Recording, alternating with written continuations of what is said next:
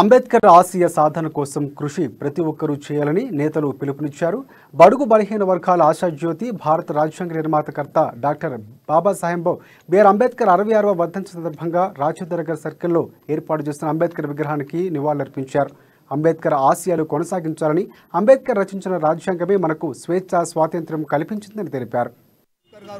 మరి ఆనాడు బడుగు బలహీన వర్గాలు ఎంతో ఇబ్బంది పడ్డ సమయంలో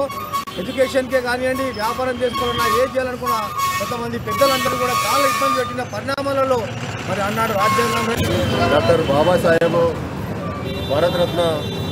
మన యొక్క ఒక దేశానికే దశ దిశ నిర్దేశము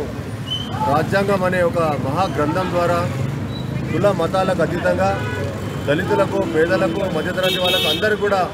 సమానంగా ఈ యొక్క దేశాన్ని ప్రపంచంలోనే అతిపెద్ద రాజ్యాంగం రచించినటువంటి బాబాసాహెబ్ అంబేద్కర్ గారి 66వ వర్ధంతికి ఈ యొక్క రాజేంద్ర నగర్ అంబేద్కర్ చౌరస్తాలో మరి నా క్లాస్మేట్, నా మిత్రుడు మంత్రి చంద్రశేఖర్ గారి యొక్క అధ్యక్షతన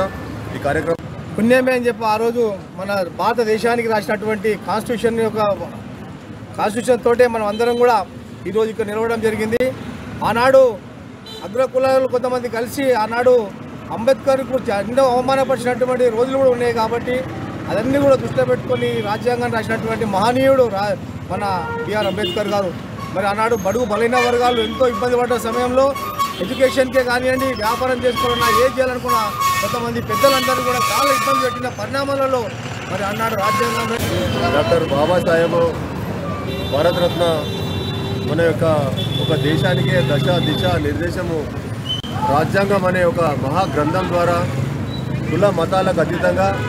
దళితులకు, పేదలకు, మధ్యతరగతి వాళ్ళకు అందరూ కూడా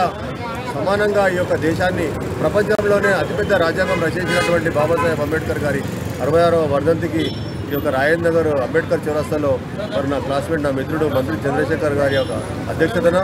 ఈ కార్యక్రమం పుణ్యమే అని చెప్పి ఆ రోజు మన భారతదేశానికి రాసినటువంటి కాన్స్టిట్యూషన్ తోటే మనం అందరం కూడా ఈరోజు ఇక్కడ నిలవడం